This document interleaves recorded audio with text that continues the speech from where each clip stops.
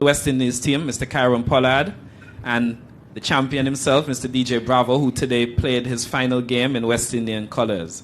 We do have quite a few journalists on today's engagement, obviously with it being a big one, Bravo's final game. So we're only going to be able to take one question for journalists, so please bring your best question to the fore. If you have an indication of a question, please show me by raising your hand in the Zoom group chat. We'll try to take them in a chronological order, but we have to limit today's engagement to just about 15 minutes because, as I'm sure you guys are aware, we have quite a few other things to get done before we leave the stadium here. So the first question will go to someone who is NMK in the chat with a raised hand. Please proceed with your question. Hi, Bravo. Congratulations on your fantastic career. So how you have left a big legacy behind. So any words on your career? So how you have left a big legacy behind. So any words on your career? Thank you. I think I have a fairly decent enough career to walk away from the game. Being around the international circuit to represent my country for, let's say, 18 years. I think as a kid growing up, if you told me that 18 years ago, I'd have said that the line. So I'm very grateful to represent the West Indies for so long. Build some strong friendships with some great people and some great players. And I'm very lucky to be playing this game. Akum.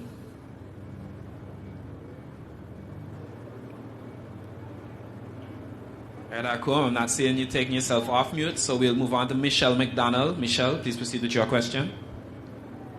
Thank you very much. Question is for Dwayne Bravo. I just went back to look at an interview I did with you in 2004 before you got selected for the West Indies team. I'd asked you to take us through your career and how you got into playing, and you mentioned Charles Gullen. Yeah. So I'd like to know what you'd like to say to him now after 18 years with the West Indies team. Yeah, I just want to say thanks to Charles. Just yesterday I did an interview and I highlighted him again. I think he saw my talent at the age of 6.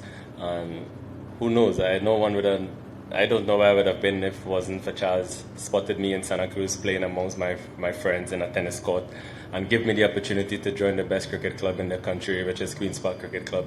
So at an early age, I had my foundation and my discipline built into me, and the love for the game was always there. So, Charles, wherever you are, obviously in Trinidad listening, thanks very much from the bottom of my heart and on behalf of my family as well. There's a lot of people who have play a big part in my career. Growing up, obviously, Lara, my childhood mentor, Richard Smith, my first captain for the national team. And there's, the Board brothers, Colin Board and Jerome Board. These people play a big part in my upbringing as a player. And, instilled early discipline and get me to understand the importance of playing the game hard and fair, with passion, with a lot of pride. And as a kid, that's all I wanted to do, just play cricket. And I'm very grateful that I was able to fulfill my childhood dream. All right, thank you. Thank you for the memories. Thank you for the great moments. And thank you for always speaking to me throughout the 18 years. Best wishes in your future. Thank you very much. Thanks. Jelani Beckles. Hi, thank you, Dario. My question is for Polad. Hi, Polad. I know Bravo is 4 years older than you. And I know you all grew up playing cricket together at Queen's Park and with TNT and so on. What does Bravo's career mean to you? Obviously, it means a lot. What Bravo has done, for West Indies cricket and sort of budding all-rounders, in the Caribbean when he started, it's paramount. He spoke about the discipline that was instilled in him, and he was able to bring that sort of discipline, enthusiasm, encouragement to each and every team that he represented. And we are fortunate and lucky to have, an individual like him, amongst us for the last, 18 years or so. My sort of first interaction with him would have been, Queen's Park and Trinidad and Tobago cricket. But, watching him before that, like I said, because I'm younger than him, the way that he celebrated, his wickets, the flair that he batted with, those are the things that, I remember the most. And getting the opportunity now to share, a friendship with him, I think, that has exceeded, everything that I've thought about. So, for me, personally, wish him all the best in his future endeavours. Obviously, we'll still be seeing him on the cricketing circuit.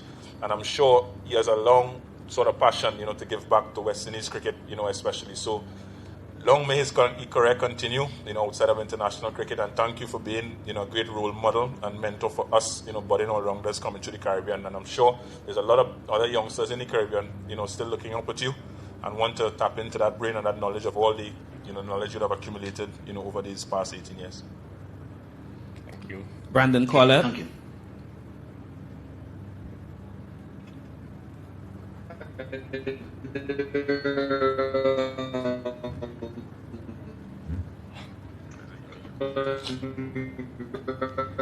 Brandon, we seem to be having a slight issue with your audio, so I'm going to ask you to mute and then we'll swing back.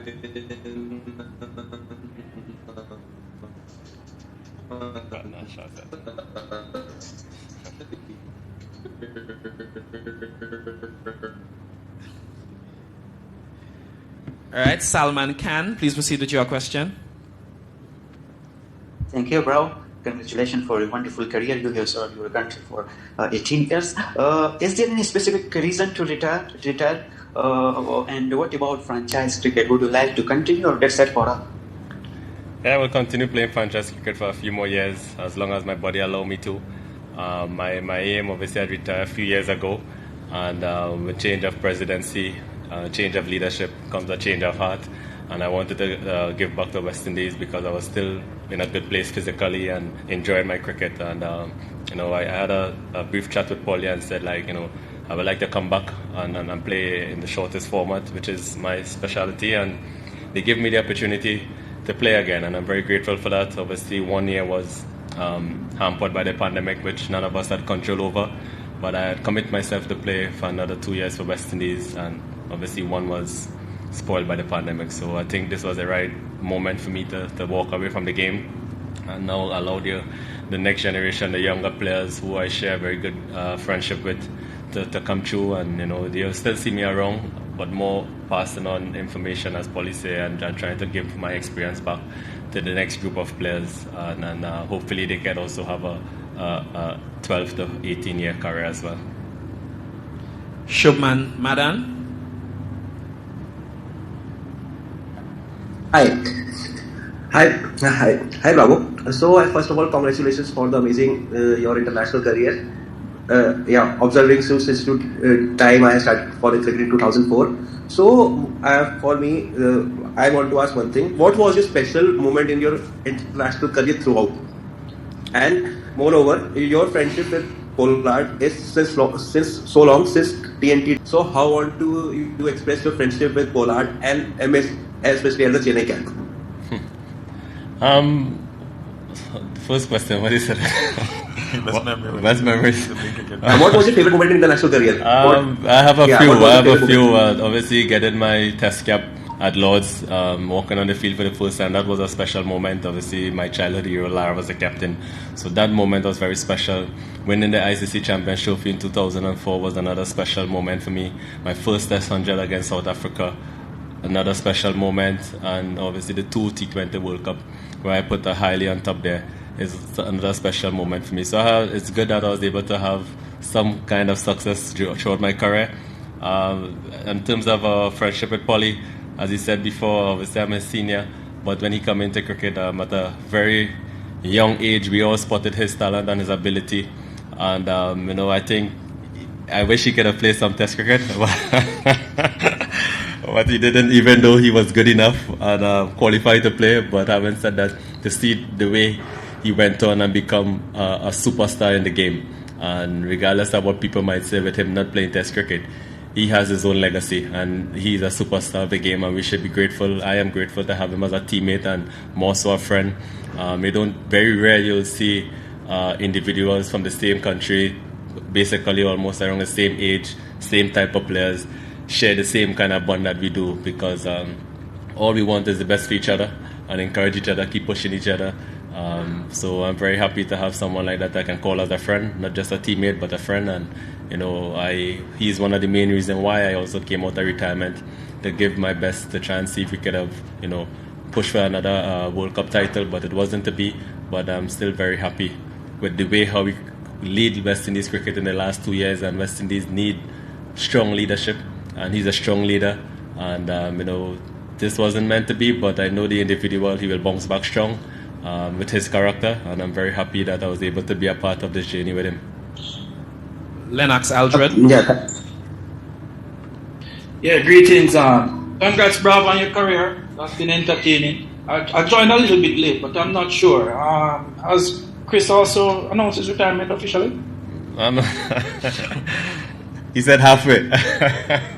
He halfway retired, so he still has some cricket left. I'm not sure what he's decided as yet, but yeah. Right. And Skipper, I mean, just a glowing tribute to your countryman. I mean, tough loss though, but how do you sum up the tournament? I know you mentioned something to Ian Bishop, but just generally right now.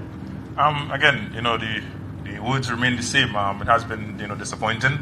But I said, having said that, some things were meant to be, some things were not meant to be, and this is one of them. But as I also said, this is an opportunity for us to, think about what, some of the guys in our dressing room, Bravo, the Gales, would have done, for West Indies cricket over a generation of the last 10 years or so. We have not just done it in the Caribbean, we have done it all over the world and changed the face of T20 cricket when everyone thought that it's just going to be another sort of hit and giggle. So, we still have some, good moments to think about and to cherish. But as I said, overall, as a campaign, it has been difficult, and these things happen. One tournament, don't make guys bad cricketers, bad people, and I don't like the idea of chastising, and some of the words and some of the things being said because of a campaign. At the end of the day, we are sportsmen. We come out, we give our heart, and each and every time we stepped on that cricket field, I could assure that 100%, was given, but it was not meant to be. Thank you. All right, we're going to take 3 more questions. They're going to be from Sarab Samani, Sobayan Chakraborty, and Sheikh Akam. And that will close off today's engagement. Hi, many congratulations on a fantastic career, Dwayne. My question is to both of you. Who do you see as the guy who can take up the Dwayne Bravo mantle and role in the West Indies team now that you won't be there? Who will be the guy to bowl those death overs and slow balls and yorkers? Who will be the guy to be able to hit sixes lower down the order? I mean, maybe not good enough to hit a test century, but at least, hit some sixes lower down the order like you've done so often. Who do you both see as? I don't think we lacking in that department. If you look at the recent CPL, there are some good talent coming through, and I'm very excited about that. Guys like Dominic Drakes, Odin Smith, Mario Shepard, these are good quality all-rounders.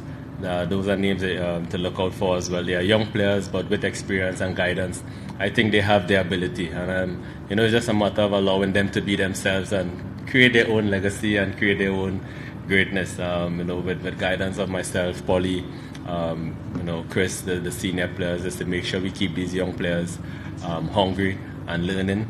And pass on our information. But Naim Young is another young player as well to look out for. So we not lacking with talent. That's one thing for sure, especially in this format.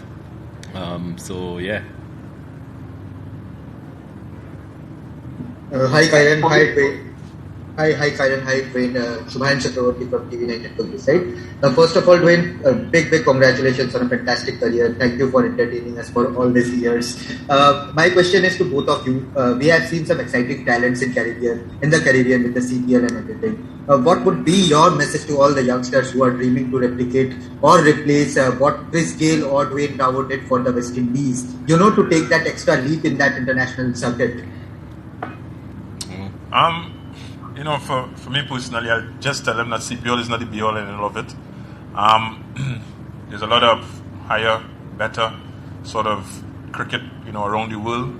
And as individuals, we need to lift our standards and not settle and be contented. So my message would be that we need to work harder. We need to put in, a lot more thought in what we do. And again, be disciplined in what we do. I think we have a mindset at times, to be contented. But as I said, coming through CPL, dominating CPL is not the be-all and end-all of it. You need to come and you need to try to dominate on the world stage. And the world stage is at World Cups, at IPL team, at IPL franchises where, all the best players around the world, gather, as one. So there's a lot of work to be done. We are not lacking, for talent. But the work needs to start now. And we need to be honest and upfront about it.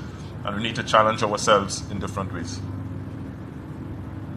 Dwayne, can we see you in a coaching role or a mentorship role after you are done with franchisee cricket as well in future? What are the plans? Yeah, definitely. At some point when I decide to walk away from the game, finally, I would love to give back in the coaching department. So I already started to put things in place for when it's that time. So definitely you will see me around. Like I said, cricket has given me everything. Cricket has, given me the life I always wanted for myself and my family.